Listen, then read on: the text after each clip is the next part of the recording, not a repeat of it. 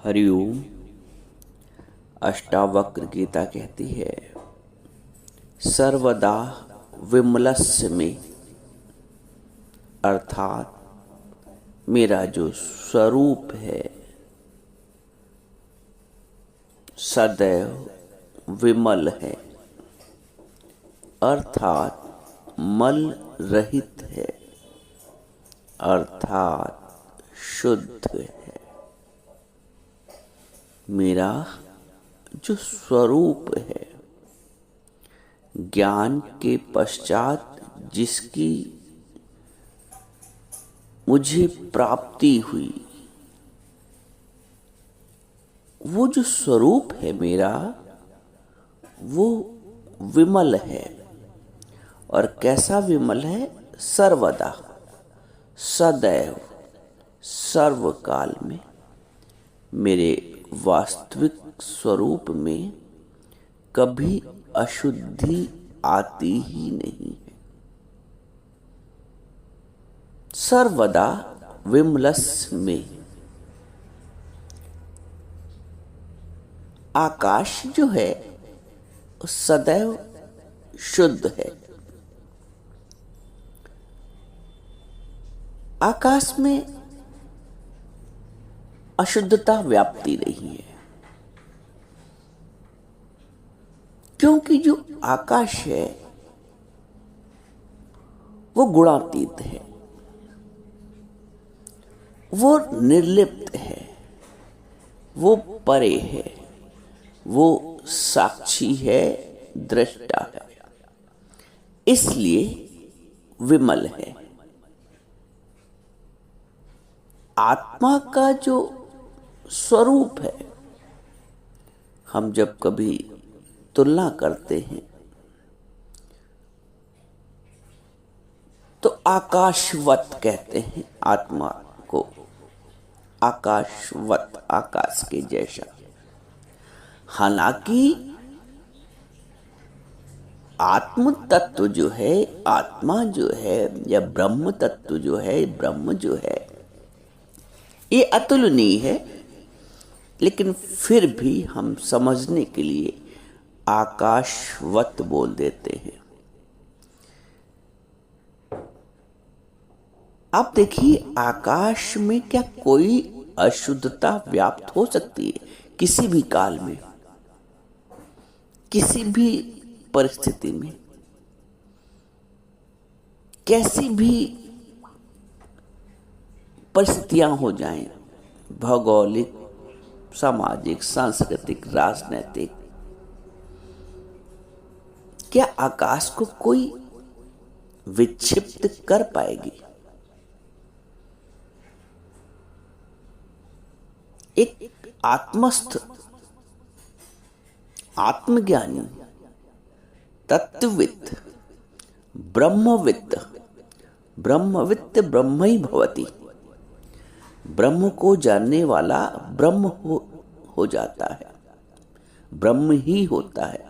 ब्रह्मविद ब्रह्म ही भवति।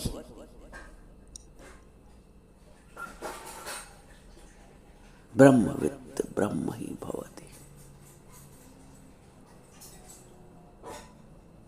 जो ब्रह्मविद है वही विमलस है, वही उस विमलता का अनुभव कर सकता है और ऐसी घोषणा कर सकता है राजा जनक की तरह, सर्वदा विमलस्य में। ये अवस्था है, ये अनुभव है, ये स्थिति है एक ब्रह्म ज्ञानी की। हम जो रोज श्रवण कर रहे हैं वो इतने शुद्ध ज्ञान का कर रहे हैं, इतनी शुद्ध अवस्था की प्राप्ति के लिए कर रहे हैं। हम मन से मलिन होने की जो अवस्था है अज्ञान की, उससे बहुत परे आ गए हैं। मन मलिन होता है, मन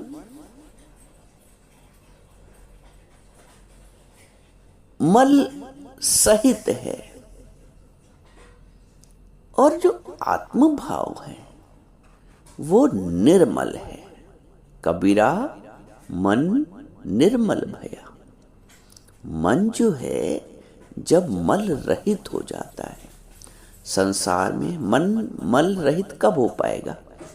जब मन माया रहित होगा। माया रहित होना क्या है? माया है क्या?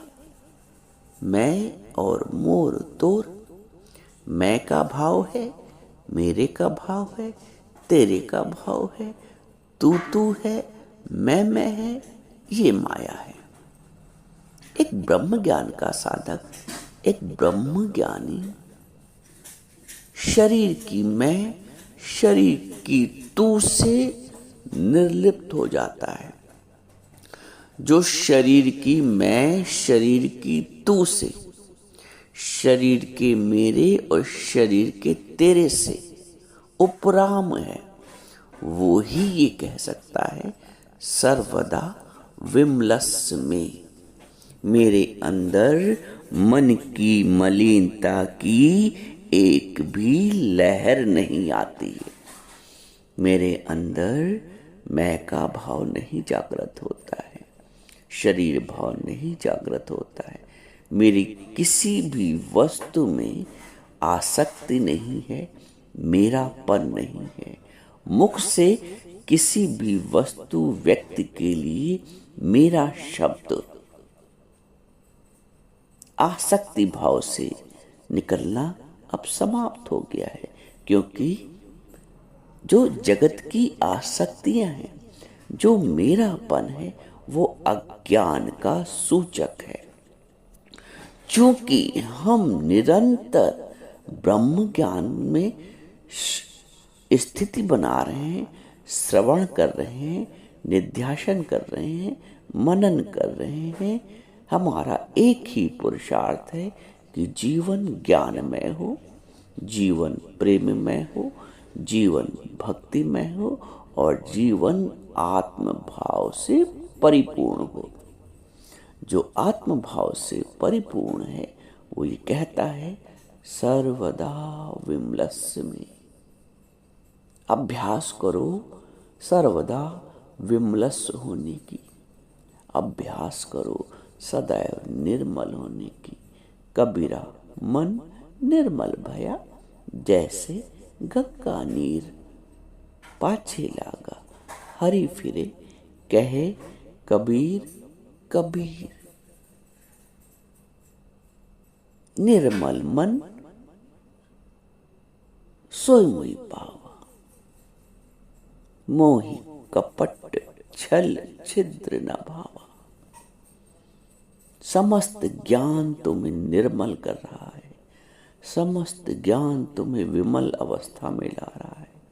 यदि विमलता का ज्ञान सुनते हुए, निर्मलता का ज्ञान सुनते हुए निर्मल ना हुए, स्नान करते हुए यदि तुम स्वच्छ ना हुए, ये कैसा विरोधाभास है। इतना पवित्र ज्ञान, निर्मलता का वाणी, ये निर्मल वाणी है, ये विमल वाणी है, अनुभव का ज्ञान है, उज्ज्वलता की वाणी है, निर्मलता की वाणी है।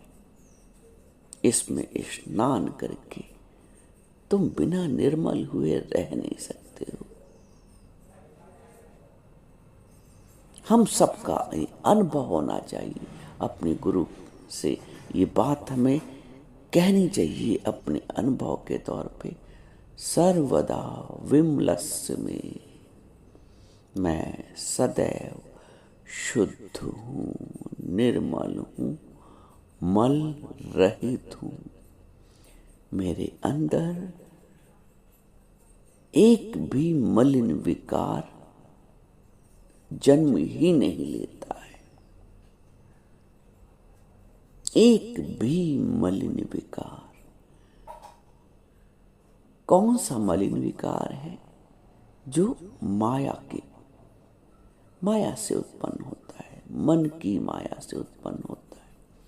शरीर के भाव से उत्पन्न होता है, देहाभिमान से उत्पन्न होता है।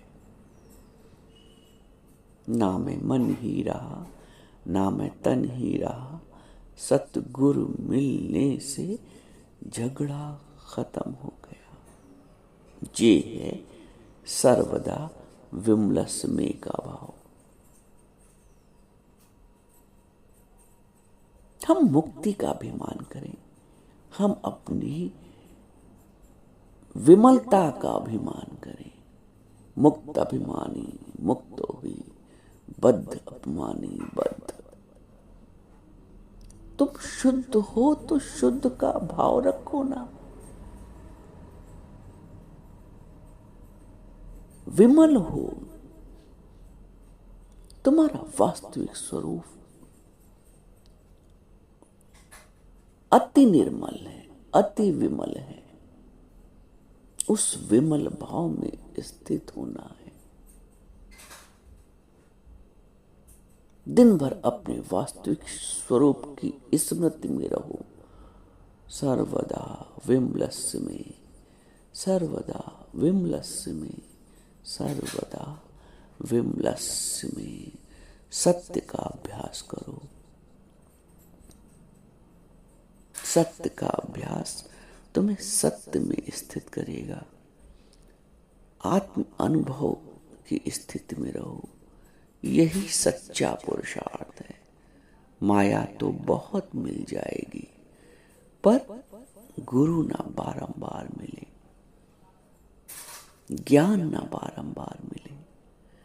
निर्मलता का जो स्वरूप है, निर्मलता का जो मार्ग है, विमल होने की जो प्रक्रिया है, वो बार बार नहीं मिलती है। माया तो बहुत मिल जाएगी,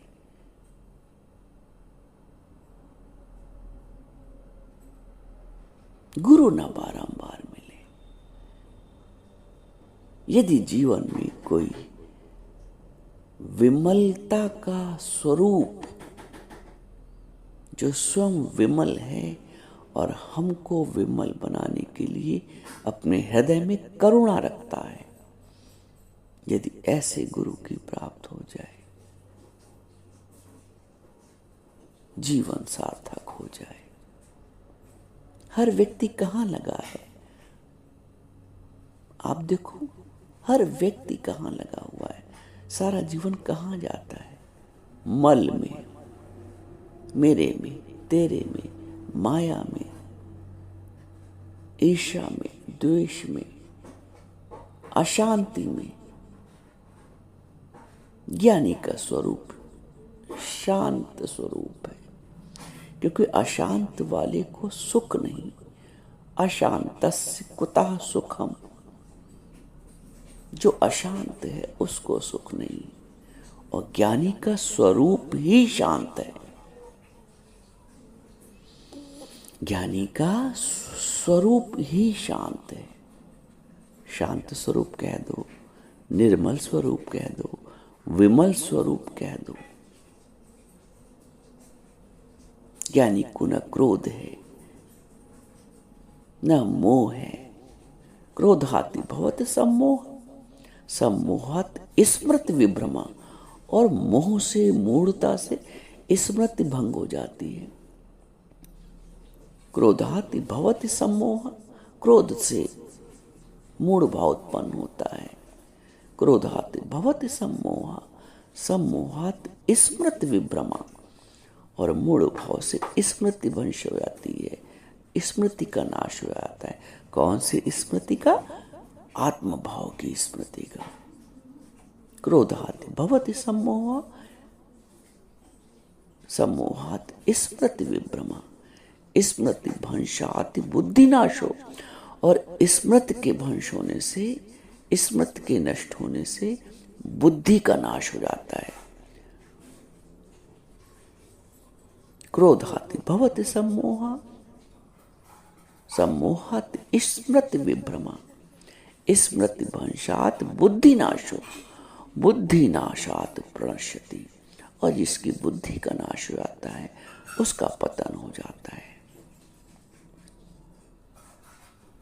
बुद्धि अर्थात बोध। बुद्धि का मतलब होशियारी चालाकी नहीं, बोध, विवेक। जो विवेकी है वो शांत है, जो विवेकी है वो निर्मल है, वो विमल है। वो ये कह सकता है सर्वदा विमलस्मि, सर्वदा विमलस्मि। विमलता की अवस्था में रहो, शांति की अवस्था में रहो। कोई चिक नहीं, कोई चिड़चिड़ नहीं, कोई प्रमथन नहीं इंद्रियों का। सर्वदा विमलस्मि, सर्वदा विमलस्मि, सर्वदा विमलस्मि।